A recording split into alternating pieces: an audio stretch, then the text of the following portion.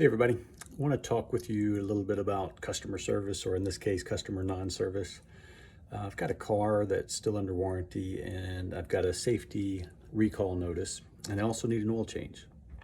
So I called the dealer and asked for service and said, hey, I need to bring my car in for an oil change, and I also have this recall notice. I'm trying to figure out, can I bring it to you and make sure you've got a loaner car? So the first person that answered explained to me how rental cars work, loaner cars work, and if it's under warranty, all that. I said, I understand all that. How do I make an appointment and make sure that you've got a loaner car?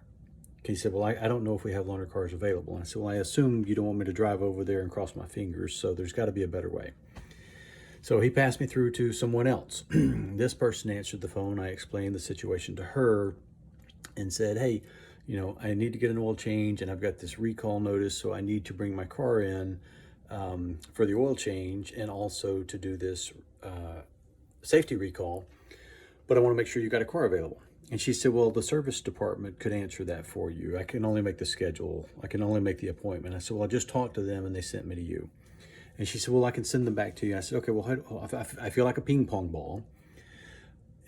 Who can answer both questions? Because if I make an appointment with you and I talk to them and they don't have a car, they're going to send me back to you to make another appointment to put me back to them to get a car.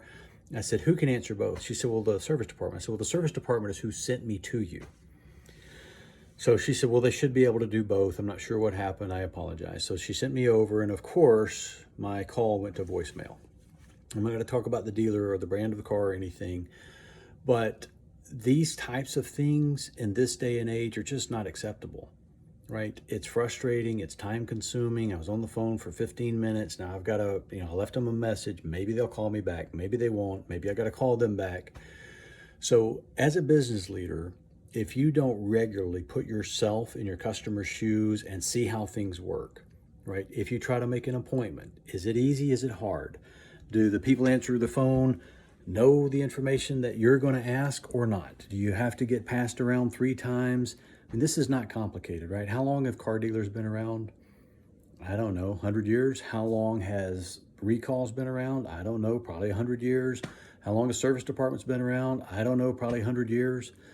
With the technology that we have, there's absolutely no reason that a customer should have to go through what I just went through. Now, it's not a big deal. I'm not complaining about it. I'm just trying to say, business leaders, make it easy for your customers to be happy. Make it easy for your customers to deal with your company. Because if you're not, they're going to find somewhere else to go. They're going to find another place that's easier to do business with. The reason Amazon is so stinking powerful is because it's easy, right? I probably pay more than I should. I probably don't have all of the access to the variety of products that I should, but it's really stinking easy. So think about it. If it's a pain in the neck to deal with your organization, pretty soon people will find another organization to deal with. Hope it helps. See you soon.